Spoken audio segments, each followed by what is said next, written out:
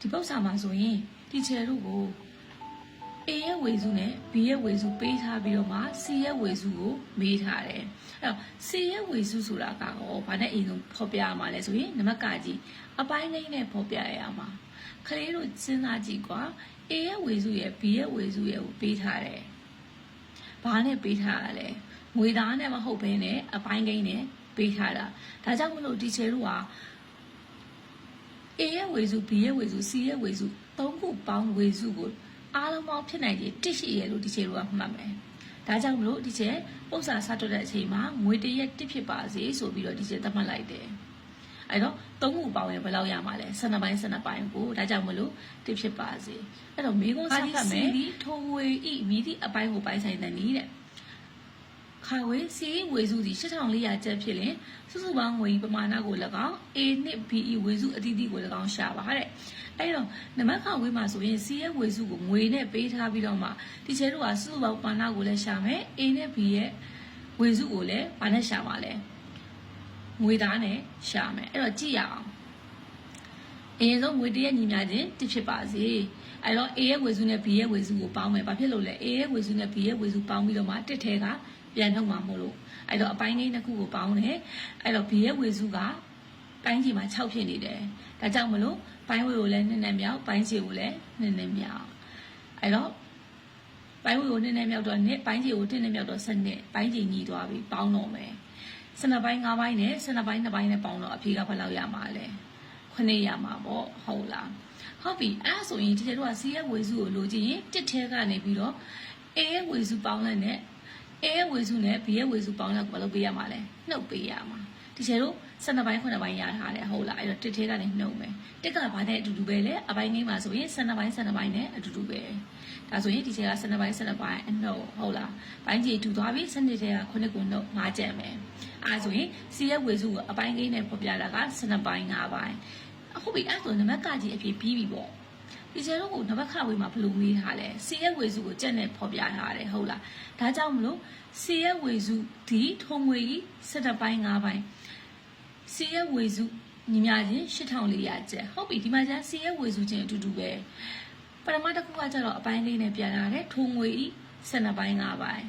ဒုတိယတစ်ခုကကျတော့ကြက်နဲ့ပြန်လာတယ်အဲ့ဆိုရင်ဒီနှစ်ခုကိုဒီလိုပဲလုပ်ပြီးမှလဲညီပေးမယ်ထုံငွေကြီး12ပိုင်း5ပိုင်းနဲ့8400ကျပ်ကို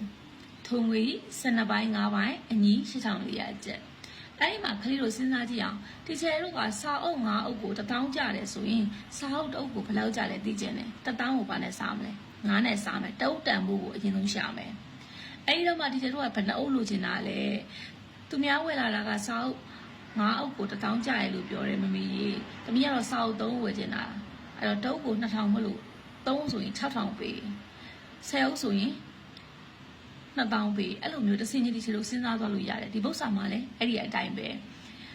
ထုံငွေ12ပိုင်း5ပိုင်းဟာ8400ကျပ်ဟုတ်လားဒါကြောင့်မလို့ဒီချေတို့က12ပိုင်းမှာတစ်ပိုင်းတပုံစာကိုအရင်ဆုံးစဉ်းစားရတယ်ဒါကြောင့်မလို့8400ကျပ်ပေးထားတဲ့5ပိုင်းနဲ့ဘာလို့မလဲသွားပြီးတော့စားမယ်တပုံစာကိုလိုချင်လို့8400ကို5နဲ့စားမယ်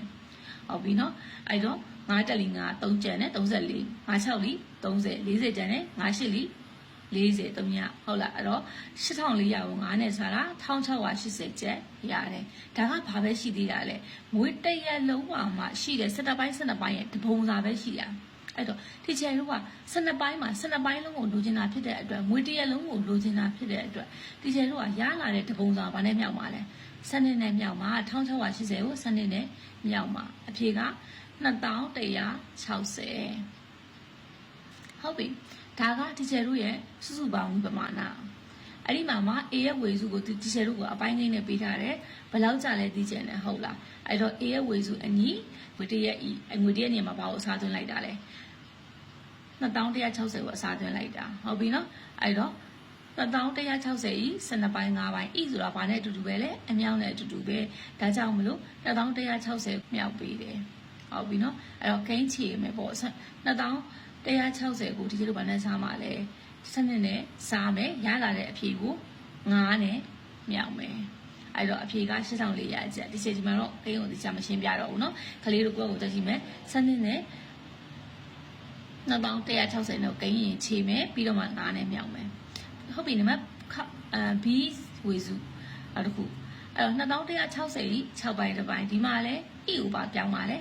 အမြောက်ပြောင်းမယ်ဒါတွေကဘယ်ရထွက်လာတာလဲမေးခွန်းထဲမှာသူပေးထားတာအပိုင်းကိန်းနော်အဲ့ဒီအပိုင်းကိန်းကိုဒီချက်ကဘာလုပ်နေရလဲငွေအနေနဲ့ပြန်ရှာနေတာ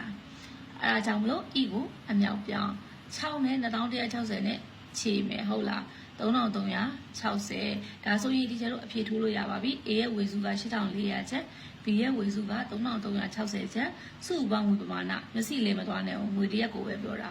စုပေါင်းငွေပမာဏ2160ချက်အဲ့တော့ကလေးတို့ကဒီလိုပုံစံမျိုးမြင်လို့ရှိရင်ဒီကျတော့အရင်ဆုံး C ရဲ့ဝေစုကိုအပိုင်းလေးနဲ့ရှာမယ်ပြီးရင် C ရဲ့ဝေစုကိုသူပေးထားတဲ့ချက်နဲ့ညီမယ်ပြီးရင်အပိုင်းကိန်းမှာငွေတရက်စာကိုအရင်ဆုံးလိုချင်လို့ရှိရင်ဒီကျတို့ကစနက်ပုံပေးထားရင်တပုံစာကိုအရင်ဆုံးရှာမယ်လေရင်ပုံစံမှာပဲဖြစ်ပုံစံမှာဖြစ်ပေါ့နော်ဒီကျတို့ကပေးထားတဲ့အပိုင်းကိန်းတိုင်းရဲ့တပိုင်းပေါ့တပုံစာကိုပဲအရင်ဆုံးရှာမယ်ပြီးတော့မှဒီကျတို့လိုချင်တဲ့အပုံကိုပြန်ရှာမယ်ဒီလောက်ဆိုရင်ကလေးတို့တက်မလား